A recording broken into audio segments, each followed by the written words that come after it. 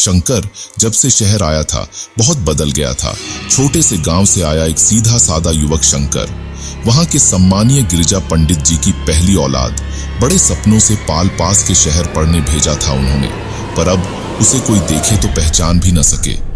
उसकी वेशभूषा ही नहीं बदली थी, केवल रंग ढंग, बोलचाल, यहाँ तक कि उसने अपना नाम भी बदल डाला था। लोग उसे अब शेंकी के नाम से जानते थे। कॉलेज के कुछ हुड़दंगई लड़कों के ग्रुप का नेता था वो। कहीं किसी को पीटना हो, छेड़छाड़ करनी हो, सबसे आगे रहता। लड़कियों के आगे इतना भोला बन जाता कि वो उसके जाल में फंस ही जाती। अभी उनके बॉयज हॉस्टल के सामने गर्ल्स हॉस्टल में कोई लड़की आई थी, पिया नाम था उसका। उसके दोस्तों ने शेंकी को चुनौती दे रखी थी, इसे पटाके दिखा तो जाने। पहले पहल शेंकी ने ध्यान न दिया, फिर एक दिन उसने पिया की फोटो देखी।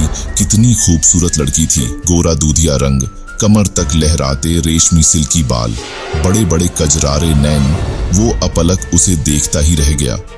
अब तो उसके मन में भी इच्छा जगी कि इस लड़की से तो दोस्ती करनी ही पड़ेगी, जिसे देखते ही पहली नजर में उससे प्यार हो गया था उसे। शेंकी सुबह शाम गर्ल्स हॉस्टल के चक्कर लगाता, पर उसे साक्षात कभी न देख पाया। फिर किसी दोस्त ने बताया कि वो सामने वाले प्रियदर्शनी पार्क में सुबह शाम जॉगिंग के लिए जाती है। शेंकी को उससे मिलने की बहुत बेताबी थी। पहुंच गया सुबह वहां, जैसे तस्वीर में थी, उसे कहीं ज्यादा खूबसूरत थी वो। शेंकी उसके आसपास मंडराता रहा, पर उसने आंख उठा के भी उसे न देखा। बहुत परेशान हो उठा था वो।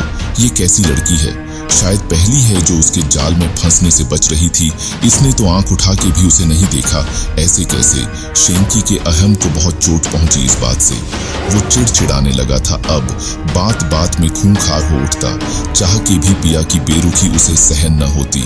जितनी कोशिश करता उसे भुलाने की, वो और ज्यादा दिमाग में आती।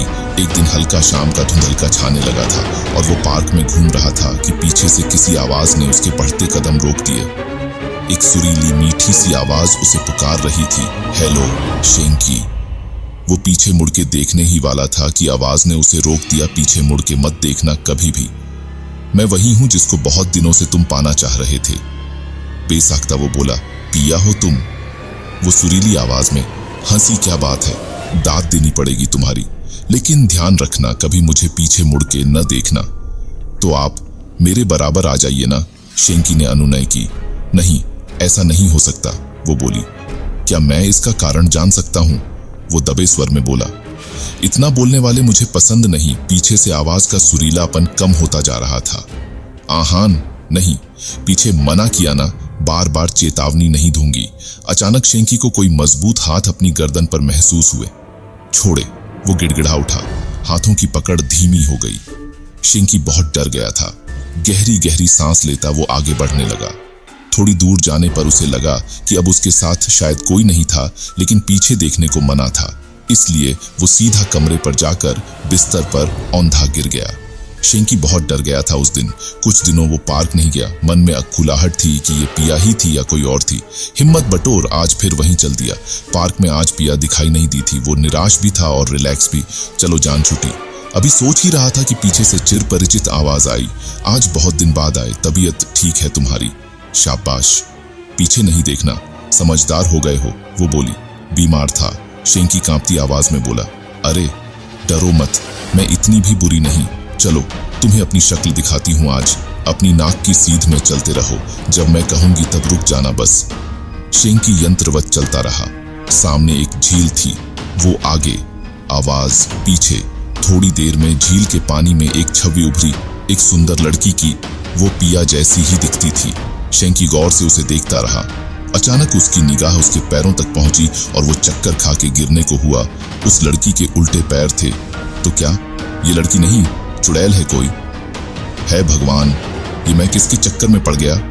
शेंकी पत्ते की तरह सिहर उठा। क्या सोच रहे हो शेंकी? वो हंसते हुए बोली। कुछ नहीं जी, वो हकलाया। अब लौट चलें। अरे इतनी जल्दी? अभी तो मिले ही हैं। शक्ल अच्छी नहीं लगी क्या मेरी? वो बोली। नहीं नहीं, शेंकी ने कहा तो वो ठहाका लगा के हंसने लगी। शेंकी अब बुरी तरह उसके जाल में फंस चुका था। उसे समझ ना आता कि क्या करे। बीमार, डरा हुआ रहने लगा हर वक्त। उसके दोस्त परेशान कि इसे क्या हो रहा है आजकल।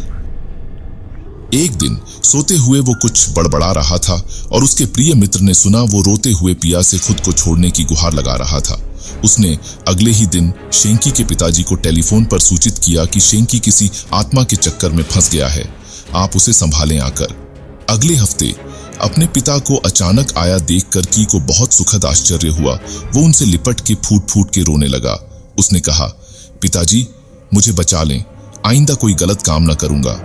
उसके पिता ने सारी बात सुनी, अपने मित्रों से इस बारे में परामर्श किया और शेंकी को सारी योजना समझाई। योजना अनुसार शेंकी सुबह जल्दी ही पार्क पहुंच गया। थोड़ी देर में वो आवाज आई और वो लड़की उससे बातें करने लगी। आज फिर उसने शेंकी को सीधे अपने बताए रास्ते पर चलने को कहा। शेंकी चुपचाप चलता रहा। वो दोनों एक वीरान खंडहर तक जा पहुंचे। हवा की सनसनाहट, सूखे पत्तों की चिड़चिड़ाहट उस जगह को डरावना बना रहे थे। कुछ चमगादड़ उड़कर शेंकी के कान के पास से तीर की तरह निकले। वो डर गया। वो लड़की उसे उस वीराने में लाकर पटकने वाली थी कि शेंकी फुर्ती से पीछे मुड़ा और असावधानी में वो लड़की उसे कुछ न कह पाई। मामला समझ आते ही वो गुर्राई, तुम पीछे कैसे मुड़े? मैं तुम्हारा खून पी जाऊंगी।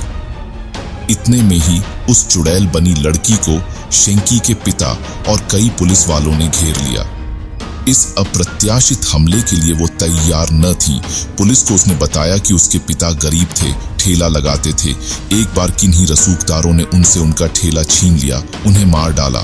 तब उनका परिवार भूखे मरने लगा और तब से उसने ये उल्टे पैर लगाकर चुड़ैल बन लोगों को लूटना शुरू किया। वो मानव अंगों की तस्करी भी करवाती थी। उसके बताने से समाज के कई इज्जतदार लोगों के नाम भी सामने आए। शेंकी ने अब तौबा कर ली थी कि पढ़ने आया था शहर, बस पढ़ूंगा, बाकी फने खान नहीं बनना अब।